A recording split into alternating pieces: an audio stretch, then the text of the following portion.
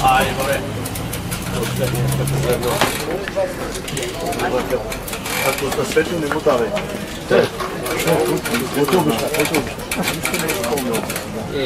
A možda ću šta?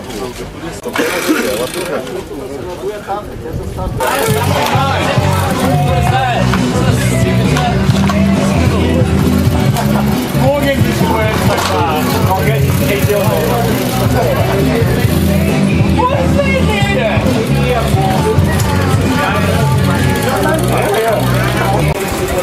Rede?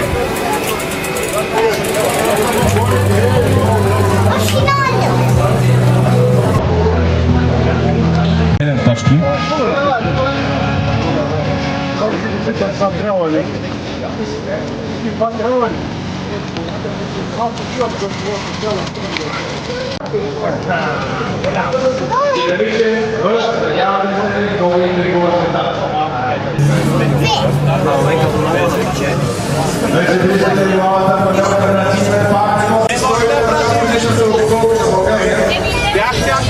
Жълта панелка също може да се притеснява, защото... Ти че вчера някакво са просто този човек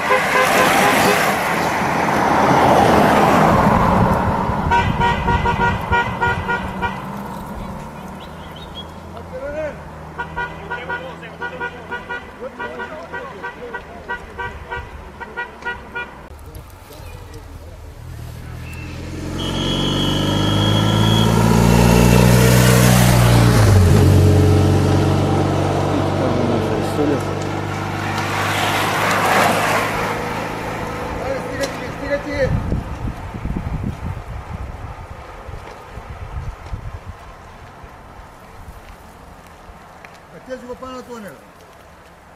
30 секунди беше. Ма няма жълтия с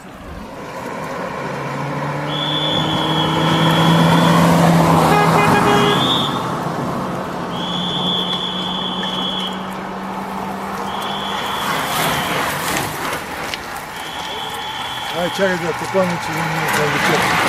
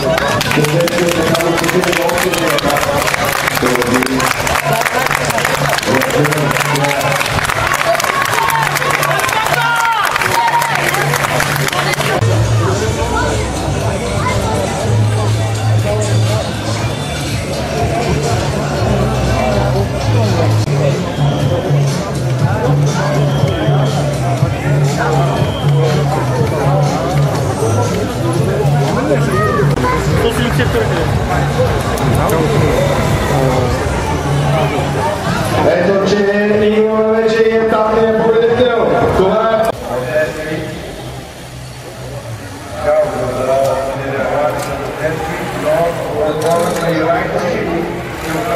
Закачи го на врата и да пусти тази. Гледай там отгоре. Се напред.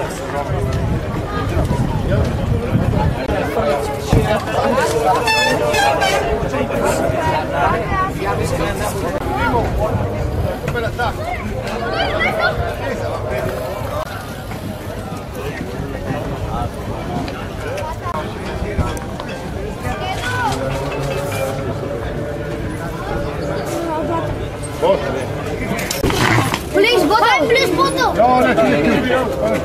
Viel zu danken. Това са 5 Гледай машината и аз една. Bro, the yellow got the thing is bad. I've got performance distance in the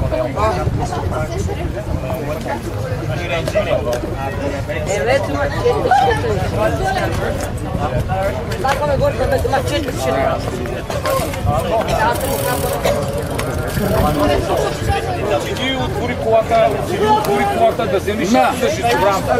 Не само да търсиш.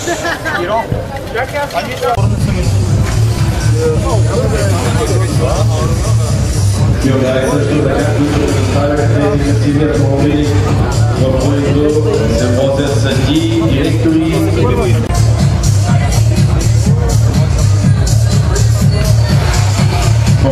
Плак човек, съдия винаги справедлив. Редица поколения колездачи са били под неговия зорък поглед. А да не говорим пък колко съдии са преминали стажът на Неделчо Петров. Продължава да кара колело по 10 000 км на година. Не е ли много напрежение? Как издържате толкова години? Напрежение винаги има. Човек, който не работи, ще се напряга. Но човек, когато се води, се получава нещо, се получава добро. Аз искам да ви кажа, че не само 50 години направих армейски стаж, а изминах на колело, вече скоро време ще станат 600 000 километра. 600 000 километра. Аплодисменти! Благодаря ви на всички. На трето място от отбора на Пеноти Беркоут Доминик Робер.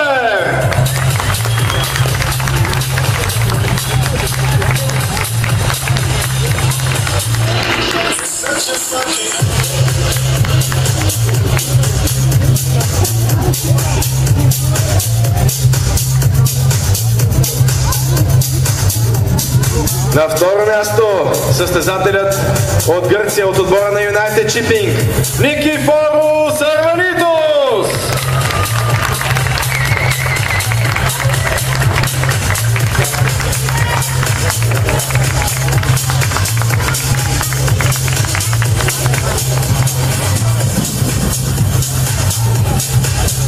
И на първо място най-бързият днес в Сливен Павел Шостка от отборът на Моного.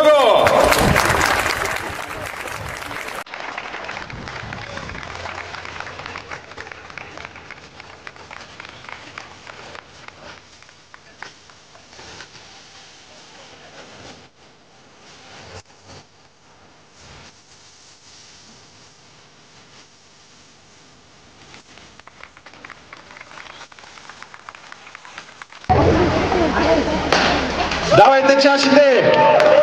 Пълнете чашите! Шампанското е винаги вкусно, особено когато се гърми от почетната столичка.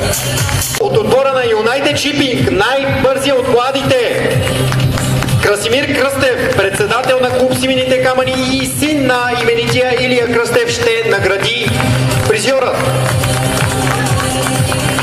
Трябва да кажем, че господин Кръстев самия е майстор на спорта, така че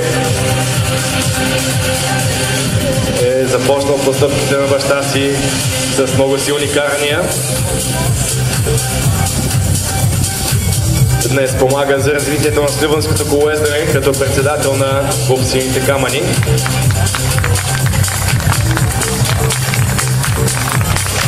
А Никифорос Арванитос с бялата панелка, спонсорирана от Министерството на младежта и спорта. Най-активен състезател сред всички Михайло Столич, United Shipping. Михайло Столич облече лилавото трико още в първият етап до Бургас. След това обаче беше съблечен от състезателят на Васил Левски Тимен Партекофер.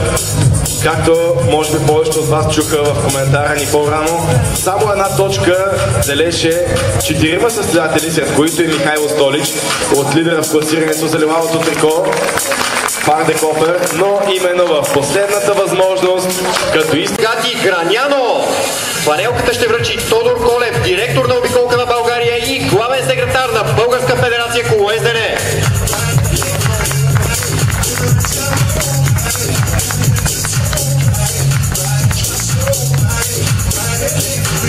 Томазо Ригати също облече фанелката на червени точки много рано, още в първата възможност, която се предостави. Това беше в етапа до Казанлък. Още там спечели първата премия, която беше по балканския път. Само 3 точки беше тя, но Ригати я спечели, което го мотивира още повече и продължи да печели премия след премия. На шипка добави нови точки, нови 8 точки за това класиране. На трето място Джулиен Бореш, Рамбер Раднет, отбор от Германия. Очакваме господин Коста Чулаков, главен изпълнителен директор на ДЗИ. Тези, без които просто нямаше как да направим обиколка на България. Спонсор от вече 5 години. Тези неотлъчно са до българското колоездене и се радваме, че можем да си партнираме толкова добре.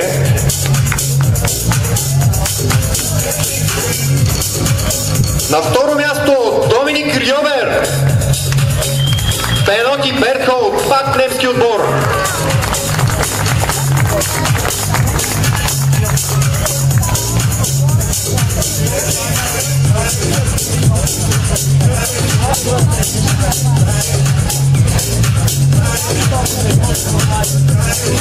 така, най-важната фанелка, фанелката на ДЗИ, която ще бъде на гърбът на Никифоро Сърванито, United Shipping.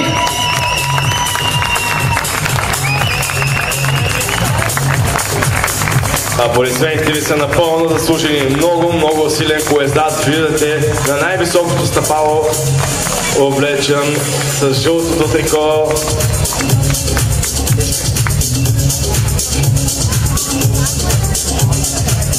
От господин Коста Чолаков, който му връчва най-голямата купа в тази годишната обиколка на България, а именно тази на победителят. Вашата